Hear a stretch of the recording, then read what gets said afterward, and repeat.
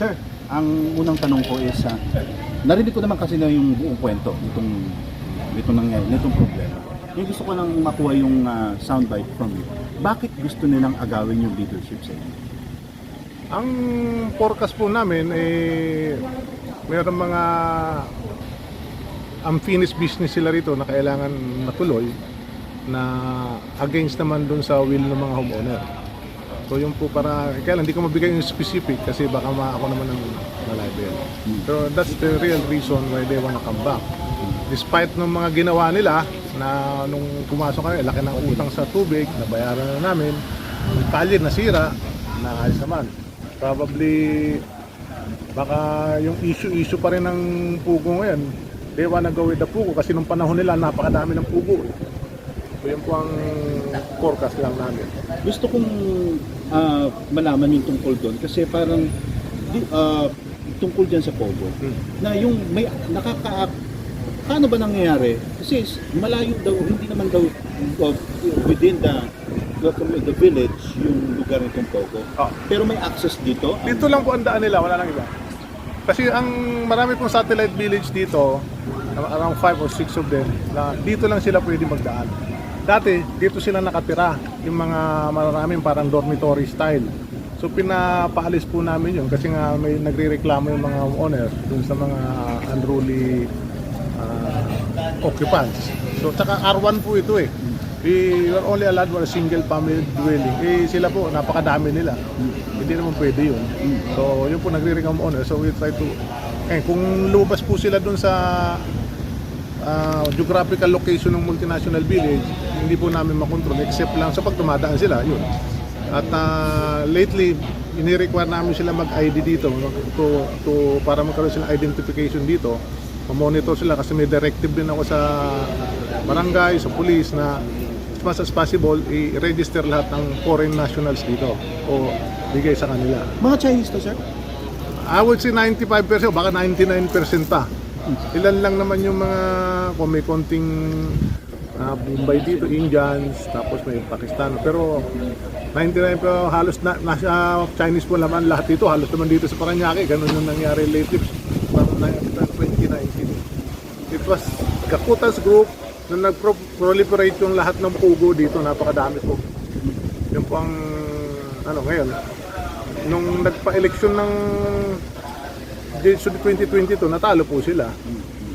I don't know why they're still coming back. In fact, yung may nag-order ang eleksyon ng DSUD, na si DSUD ang magpapa-eleksyon, hindi po si Mr. Gakutan. Na as I have shown, meron siyang latest CA decision na affirm ng CA yung permanent disqualification niya because of during their time, di sila nag-produce ng financial statements. So that was the time na sa ruling ng DSUD, yung by law, dapat permanently disqualified sila. So I don't know why DSUD is still insisting na isigakutan ng nagpa-eleksyon, which is contrary doon sa decision ng HAC, saka contrary ngayon doon sa mga decision ng CA. In fact, may another decision, very specific na sinabi ni DSUD sa sulat niya kay Mr. Gakutan na 2019 board. Yung bylaws na ginamit nila para may election 2019 board, dineclare din ng CA na final na, as hindi naman na-appeal, na fake, yung as you say, may mga fake bylaws yun. So how can there be a 2019 board kung fake yung bylaws? So invalid sila. So, yun nga yung susunod kong tanong, sir. Ano ang legal basis nila para i-take over yung leadership? That I do not know. Merong si DSUD, I think acted beyond his authority na. Kasi DSUD, I think, cannot act on or cannot adjudicate when it comes to conflict ng association. Should be the HAC who would adjudicate it. It's a quasi-judicial body. It's a court. That's why if you after HAC, you should go to the CA for an appeal all the way to the Supreme Court. I don't know why DSUD is trying to impose doon sa na mapalitan kami kasi meron so wala na sa kanilang jurisdiction supposed yun, to be, kaya nga ino-overrule nila yung existing rule ng HAC, ng HAC. Meron silang ginagamit na Department Order 005 which is dinabas lang nila noong February Pero if you read the whole order, yung codification of powers, the lawyers knows that better, na it doesn't apply to conflict ng mga association. It pertains dun sa mga permit na mga condominium, columbario, mga ganun. So yung pang authority nila. So they cannot impose on us yung intra-conflict ng mga association. It's jurisdiction of the HSAC. So hindi kami nagtataka bakit disud. At any rate, ang utos ng magpa-eleksyon, disud ang magpa-eleksyon, ang current order po ng HSAC yun. To our surprise, nagpadala si disud ng sulat na si Mr. Gakutan daw ang magpapa-eleksyon. Which is, how can that be? This permanent disqualified nga. Pick yung bylaws. Bakit i-impose sa amin yan? So in effect, walang 2019 board. Clarify ko lang, sir, sorry. Naglabas ng memo ang HSAC na si Disud ang mag ano ng election? It's an order. Order yun ng Yeah, HSAC. that over decision. Oo. Mhm. Kasi ang HSAC court eh. Okay. So meron siyang outstanding order ngayon na secretary na rin na disud, yung homeowners bureau yata nila yon, it's under disud. Kayo ang magpa-eleksyon sa multinational. Okay. Because si Gakutan, they cannot act on their own kasi yung holdover period is maximum of 2 years. Gakutan has been, assuming na 2019 lang sila, o kahit na 2022 pa, middle, more than 2 years na. Pangalawa, permanent disqualified nga kayo. As per HSAC that time. Tapos, disud, pag bumaba ka, magpa-eleksyon ka na lang para matapos na yung istorya siguro. So kung susundin yung utos ng HSAC sa Disud na magpa-eleksyon, hindi sila yun ng dapat na hindi sila dapat na Hindi dapat si Gakutan. Dapat si disud ang magpa-eleksyon, which Okay. what we wanted. Hindi po nila Hindi ginawa nangyari yun. yun. Oh. On our surprise, my Barts, naglabas na silang letter na si Mr. Gakutan ang magpapa-eleksyon, which is highly anomalous as far as we're concerned. Kasi nga, not on their jurisdiction, at the same time, contrary sa order ni Disud na final na kasi in both parties file an appeal o like memorandum of na tapos both are rejected. So Disud stick to the decision na magpa-eleksyon kayo. Last ko na lang po ito, sir. Siyempre, medyo somehow naabala rin ang community. No, dito Of sa course, Kaguluhan. maabala kayo, Katulad kaguluhan sa- na po. Katulad sa gate kanina, medyo maigpit yung ating security. Yung mga homeowners with black sticker ang malaya nakakapasok. Kung hindi, medyo mahaba ang proseso. Of course. So, meron ba kayong mensahe sa community dito sa Cagayan? Una-una, humihingi po kami ng pasensya sa konting abala, but doon sa mga especially the homeowner, of course, the passing through the satellite villages, but we have no choice na baka mamaya magkagulo. At the same time, forcefully take over na. They've been trying since March. They tried it on March 22nd, they failed. Pag gusto na ulitin ngayon, but what worries us is yung intelligence report na nakarating sa amin, there was a police assistance na ibibigay. Eh siyempre magre-resist po homeowner kasi illegal nga yung So especially with the current decision na kalalabas lang po 2 weeks ago yata na yung CA decision is telling Gakutan was permanently disqualified, affirming in toto yung decision ng HSAC. So paano nyo po i-install si Mr. Gakutan? At saka very clear doon na 2019 board yung letter nila, order nila. Even the election na kinandak nila, kasi nang-kandak on parallel on their election. Kasi ang position namin, yung since fake yung bylaws nyo, valid yung election namin 2022 na confirmed by the CA rin. Nanalo mo, nakakorum naman kami. Ngayon, kung gusto nila, tingnan natin yung nagsubmit kagad kami ng election report. I'm challenging Mr. Doral doon sa Disud na ilabas yung report ni Mr. Gakutan at yung report namin. Titingnan namin kung may pinake na naman doon ng mga botante. Kasi as far as we're concerned, imposibleng makakorum sila eh.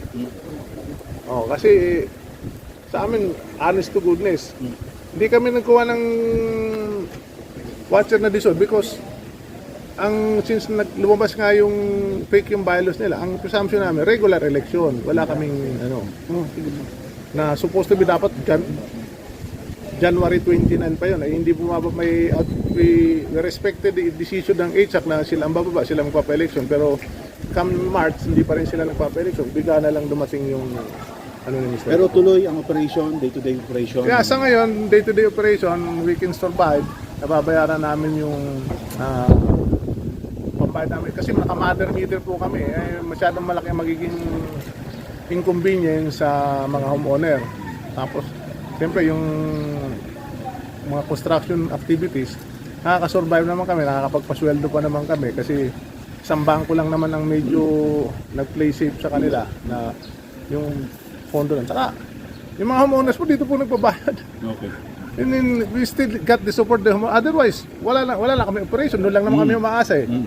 Including the water payment which is around 5 to 5.5 million per month. So kung di ho nagbabayad ng muna, di wala nang tubig kami. So napakahirap po nun, even Meralco. So we're just thankful also to the other banks na as far as yung utilities, okay sila as long we attach it yung mga actual na resibo. The banks are support because sa utility, gamit ng community yun. That's why hindi namin maintindihan why they're so keen na papasok siya gato. In spite dun na alam nila magkakaroon ng detrimental effect o inconvenience sa mga homeowner. Mag-appeal na rin ako siguro doon kila sekretary ako sa. In fact, up to Malacanang, matagal na pong gulo na to. Hirap na po kami dito. Wala kaming tigil for almost 2 years. Gulong-gulo na po. Ang tingin ay isang solusyon lang naman dito. Magpa-election ng Lizur. We are willing to go for the election again. Pakandidatuhin nila si Kakutan. Pakandidatuhin yung... lagi ko fair in square na yon, di ba? But we want the government to do conduct the election kasi masama experience namin sa kanila eh. Yung mga list of voters, ayaw nilang pakita. During sa bilangan, walang pwedeng pumunta sa kanila. Kami, open kami. We'd like also to appeal to Malacanang. Ano po ito? Matagal na po ito. Maybe you can check the background of Mr. Kakutan. O during the time na nandito siya, di ba na-umbestiga siya ng Congress about yung mga clandestine ditong Shabu. Bakit di nyo, that was during their time.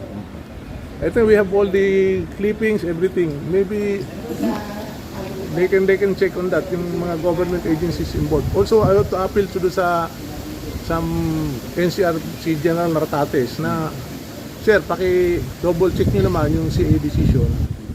Kakutan is permanently disqualified. Plus yung bylaws na nila, na in-affirm na ng CA, permanent na wala.